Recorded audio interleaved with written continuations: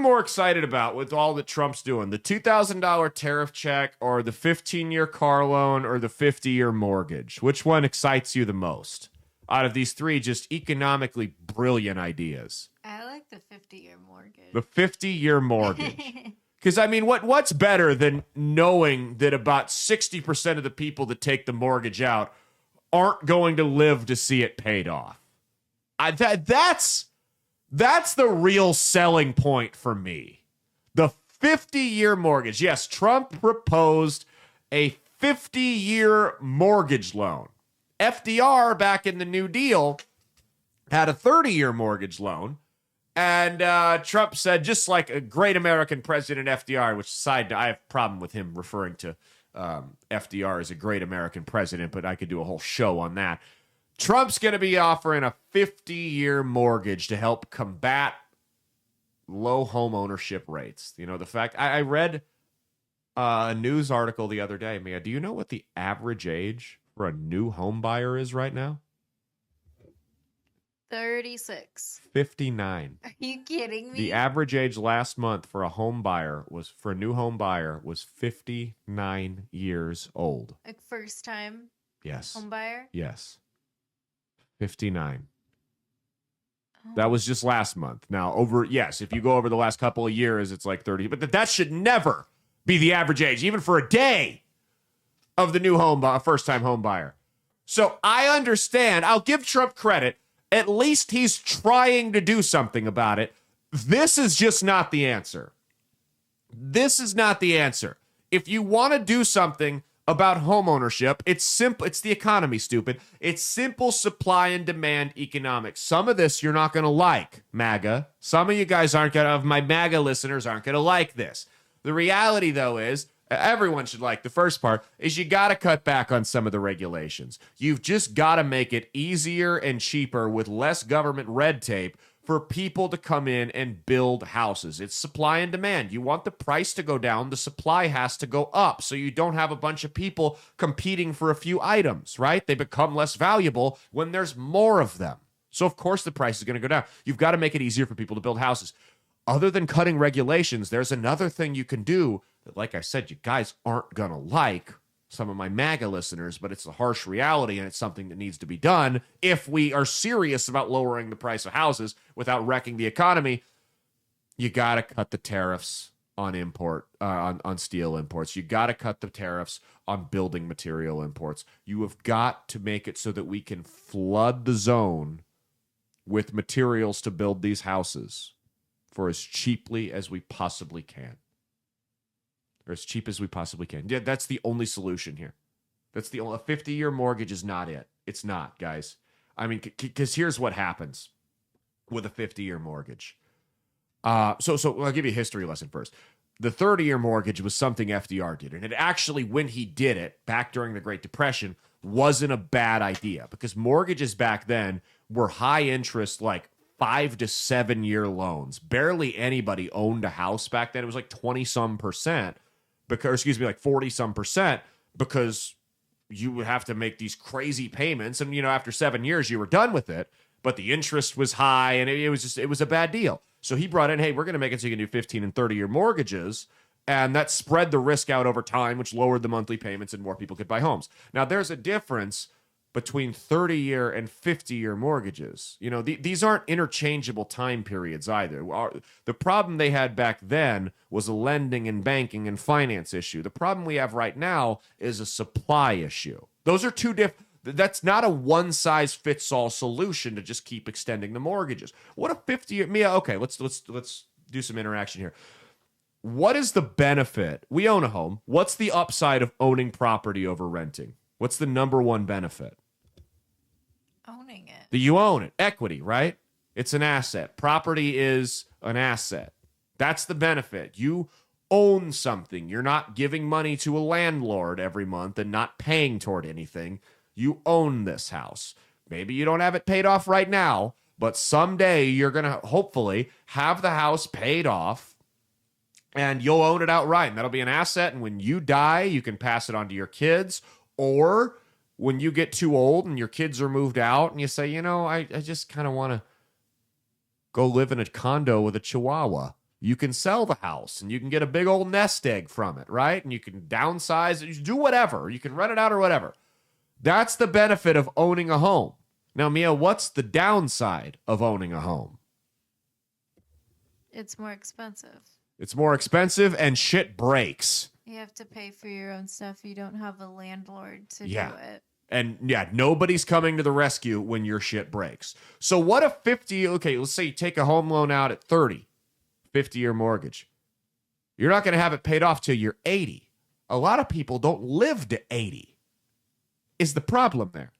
So what a 50-year mortgage does is it takes the downside of owning a home and the downside of renting and combines them. The downside of renting is that you're just perpetually paying somebody and it never ends. The downside of owning a home is that when shit breaks, you don't have a landlord to come fix it for you. So somehow you've managed to put both of those things into the same category, into the same loan. They've packaged it in the name of home ownership. So yeah, I mean, people like the idea of it because you're making they're smaller payments and it's like, oh yeah, I own something. But do you really? You're a debt slave until you're way past retirement? Is that really a life that you want to live? You might as well just rent at that point. We need to be encouraging people to take on less debt, not more debt for longer. I mean, here's the thing, because here's what's going to happen.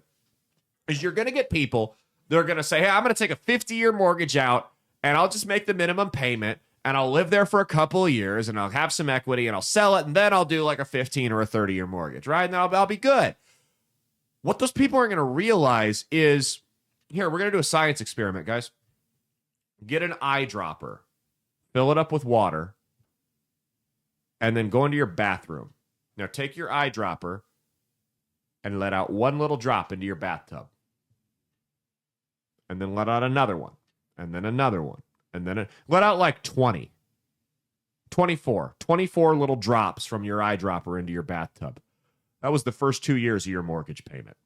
That's what that did to the principal, because the interest is added onto the front of the loan. So you're not really paying toward anything for the first couple of years of a mortgage. Now, let's take that with a 50-year mortgage.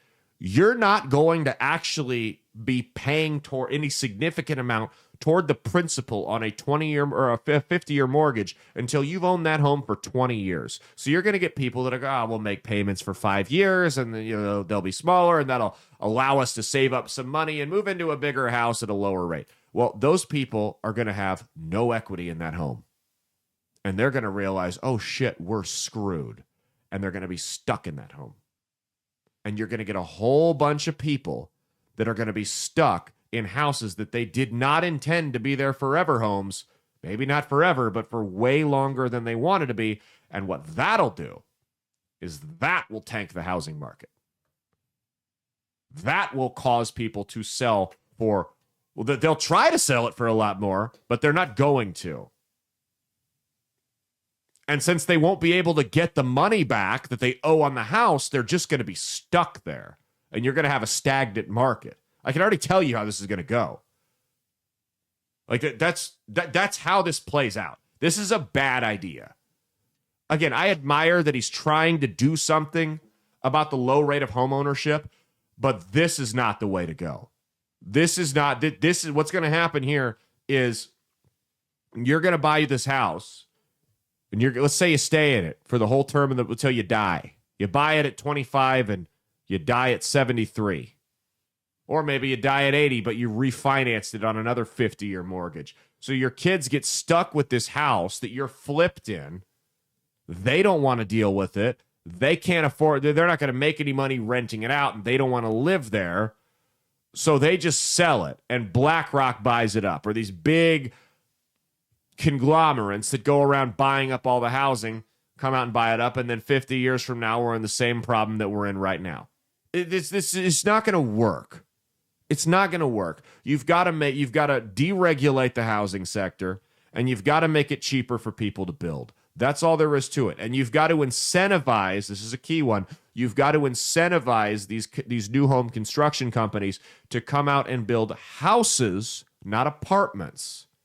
Mia, when we drive around town, we live in a bustling area, right? When we drive around town, not our area, there's nothing getting built out here, which is nice because I don't have to worry about the hoodlums, the riffraff coming in. You know what I mean? But when we drive around town, what do you see getting built? Apartments. It's not houses. Everywhere. It's apartments everywhere. And now part of that is economic, and the other part is cultural, because younger millennials and Gen Z don't seem to be as intent on owning a home, which is why you've got this problem where some of these companies have come in and bought these houses up, because for a while, the demand wasn't there. Now, some of them are starting to realize that was a bad idea, but they're stuck in this apartment lifestyle. Apartments are miserable, by the way. So we've owned and rented. Which do you prefer? I mean, owning, but I will admit, like, renting was nice because we didn't have to worry about, like, if something broke. Oh, no, it was. Like that. Yeah, there's pluses and minuses to both. Yeah. It was nice when you'd get a bad windstorm to not sit here and worry, is this the day I'm going to need a new roof? Mm-hmm. Yeah. It was nice that, it sucked when it would freeze, but it was also like, well, if the pipe bursts, it's not my $3,000 responsibility. That was nice. There's pluses and minuses to both. But at the end of the day, I think long-term owning a house is worth it. Sure. I also don't like apartments because they have rules.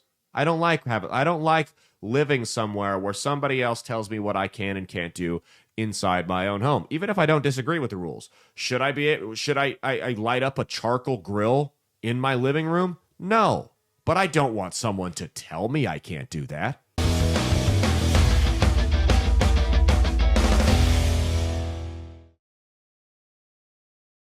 Hey, thanks for watching. If you liked what you saw, be sure to click the link in the description to get the full episode on Rumble. If you prefer to listen along, you could actually get us on Spotify, Spreaker, and iHeartRadio. You can also go to www.outlawstreamers.com to learn more about not just my show, but tons of other great shows and all the exciting projects they have coming up. Follow my socials at Caleb Isn't Funny on Twitter and Instagram, at Caleb Salvatore Comedy on the Chinese Spy app that is TikTok, and be sure to like and subscribe to this YouTube channel. Thanks, and we'll see you every Saturday for brand new episodes of That's Based. Peace.